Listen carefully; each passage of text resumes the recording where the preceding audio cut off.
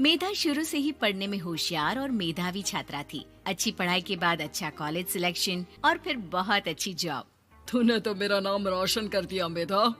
अरे लेकिन ये जो काम करने का तरीका है ना, इसे बदल ले। 18 घंटे काम करेगी तो कल को बच्चा कैसे संभालेगी? तुम्हारी तरह पागल नहीं हूँ माँ, जो बच्चे और परिवार में फंस जाऊँ।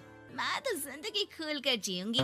सब कहने की बात होती है बेटा, अपने बच्चे का सुख हर कोई चाहता है। वक्त बीतता है और मेधा की शादी हो जाती है। शादी के कुछ सालों में ही मेधा एक सुंदर से बेटे की माँ बन जाती है। अरे यार, मेरी मैटरनिटी लीव खत्म हो रही है, क्या करे? माँ भी नहीं आ सकती, कैसे मैनेज करूँ? ऐसा करते हैं, इसके लिए एक केयर टेकर रख लेते हैं, वो देखा करेगी इसे। मेधा को पति की बात जंच जाती है और वो केयर टेकर की तलाश शुरू कर देती है। एक दिन उन लोगों के घर एक महिला आती है जो दिखने में पढ़ी लिखी लगती है। जी, क्या काम है आपको? मैम, मेरा नाम स्नेहा है। आपका एड देखा केयर टेकर का, क्या मैं आपके यहाँ काम कर सकती हूँ? हाँ, क्यों नहीं, लेकिन आप तो अच्छे घर की लगती हैं, फिर नौकरी क्यों? दरअसल मेरे ससुराल वालों ने मुझे घर से निकाल दिया क्योंकि मैं माँ नहीं बन सकती और माता पिता भी नहीं है इस दुनिया में। तो अरे अरे, कोई बात नहीं, तुम लक्ष्य को ही अपना बच्चा समझो और यहीं रहना, और किसी भी चीज की जरूरत हो ना तो बता देना। नेहा खुशी खुशी लक्ष्य को संभालने लगती है। रात को जब मेधा घर पर आती है, अरे क्या बात है स्नेहा, तुमने खाना नहीं खाया क्या? अरे दीदी, आपका बेटा टाइम दे तब ना। अरे तो जब वो सोता है तब खा लिया करो। तब तो मैं इसके पास ही बैठी रहती हूँ। कोई मच्छर या कीड़ा काट ले लक्ष्य को तो अब आप पकड़ो, मैं खाना खा लेती हूँ। स्नेहा वहाँ से चली जाती है। बहुत ही अच्छे से ख्याल रख रही है ये लक्ष्य का। मेधा, इतना तो शायद तुम भी ध्यान नहीं देती। मेधा को पति की बात बुरी तो लगती है लेकिन कुछ नहीं कहती। धीरे धीरे स्नेहा मेधा और उसके पति के साथ बाहर भी जाने लगी। सुनो, स्नेहा को भी बाजार ले चलते हैं, वो क्या है ना, लक्ष्य को देख लेगी जब तक मैं शॉपिंग कर लूंगी। हाँ चलो, वैसे मैं चाह रहा था कि लक्ष्य को लेकर हम दोनों ही चलते। क्या यार, तुम तो फ्री में इमोशनल हो जाते हो, कितना देख लेंगे हम दोनों मिलकर, ले चलो उसे। कार से निकलकर मेधा और लक्ष्य रोड क्रॉस कर रहे थे कि सामने से कार आ जाती है। मेधा का ध्यान नहीं होता लेकिन स्नेहा तुरंत लक्ष्य को मेधा से छीन लेती है। मेधा गिर जाती है और कार मेधा को छूकर निकलती है, जिससे मेधा को खून आ जाता है। पति मेधा को हाथ देकर उठाता है। स्नेहा लक्ष्य को लेकर गले लगाई रहती है। थैंक्स स्नेहा, मैंने तो ध्यान ही नहीं दिया था कि कार आ रही है। स्नेहा का गुस्सा मालकिन पर टूट पड़ता है। अरे कैसी माँ है आप, अगर आज कुछ लक्ष्य को हो जाता तो मैं आपको कभी माफ नहीं करती। छोटा सा बच्चा है, उसे चोट लगती है तो पता है कितनी तकलीफ होती है। पति भी स्नेहा को देखने लगता है कि उसे क्या हो गया। मेधा को स्नेहा पर काफी गुस्सा आ जाता है। घर आकर कहती है, देखो स्नेहा, माना तुम लक्ष्य को बहुत प्यार करती हो, लेकिन वो मेरा बेटा है, मैं कभी जानबूझकर उसके साथ बुरा नहीं कर सकती, समझी?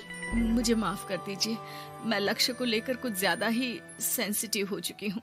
मैं ध्यान रखूंगी कि आगे से ऐसा ना हो। मेधा का मन स्नेहा से अब हटने लगा था। एक शाम मेधा ऑफिस से घर आती है कि लक्ष्य उसे दिखाई नहीं देता और ना ही स्नेहा। वो स्नेहा के कमरे में जाती है जहाँ दोनों सो रहे होते हैं। अरे स्नेहा, लक्ष्य को आज इस कमरे में क्यों सुला दिया? दीदी, मुझे नींद आ रही थी, ऐसे में उसे कमरे में अकेले लिटाना मुझे ठीक नहीं लगा। मेधा बच्चा उठाने लगती है कि स्नेहा टोक देती है। रहने दीजिए ना दीदी, सो रहा है, फालतू में नींद खराब हो जाएगी। मेधा को गुस्सा आ जाता है और वो बच्चा उठाकर वहाँ से चली जाती है। अगले दिन मेधा स्नेहा को बुलाती है, साथ में एक और लड़की खड़ी होती है। स्नेहा, अब तुम अपना कुछ और देख लो, हम लोगों को नई केयर टेकर मिल गई है, तुम इस हफ्ते घर छोड़ देना। स्नेहा का मन लक्ष्य को छोड़ने का नहीं करता, लेकिन नौकरी तो नौकरी होती है ना। स्नेहा घर से चली जाती है। धीरे धीरे महीने और साल बीतते जाते हैं और लक्ष्य एक नौजवान लड़का हो जाता है। लक्ष्य, आज मुझे मंदिर जाना है, ले चलोगे? ठीक है माँ, एक काम करके अभी वापस आता हूँ, तब तक आप और पापा दोनों तैयार हो जाइए। दोनों तैयार होकर बैठ जाते हैं लेकिन लक्ष्य काफी देर तक नहीं आता। अरे मेधा, फोन तो करो लक्ष्य को, देखो क्या हो गया उसे। मेधा फोन करती है तो पता चलता है कि लक्ष्य का एक्सीडेंट हो गया है और वो सिटी अस्पताल में है। जल्दी चलिए, पता नहीं कैसा होगा मेरा बेटा। अरे चिंता ना करो, सब ठीक होगा, मैं अभी कार निकालता हूँ। दोनों मियाँ बीवी अस्पताल पहुँचते हैं जहाँ वो लोग देखते हैं कि लक्ष्य बिस्तर पर पड़ा होता है। एक महिला इन्हें यहाँ लेकर आई है, वो वहाँ बैठी है, लेकिन फिलहाल तो आप लोगों को इनके लिए किडनी का प्रबंध करना होगा। एक्सीडेंट में इसकी किडनी डैमेज हो गई है। मेरी ले लीजिए डॉक्टर साहब, मेरे बेटे को बचा लीजिए। नहीं नहीं, आप माँ हैं, आपकी नहीं ले सकते, पिता की भी नहीं। आप किसी रिलेटिव या दोस्त से पता कर लें, और हाँ थोड़ा जल्दी करें क्योंकि देर होने से मामला बिगड़ सकता है। मेधा बैठकर रोने लगती है कि वहाँ डॉक्टर आ जाते हैं। जिस औरत ने आपके बेटे को यहाँ भर्ती कराया था वो अपनी किडनी आपके बेटे को देना चाहती है। हाँ? कौन है वो? कहाँ है वो?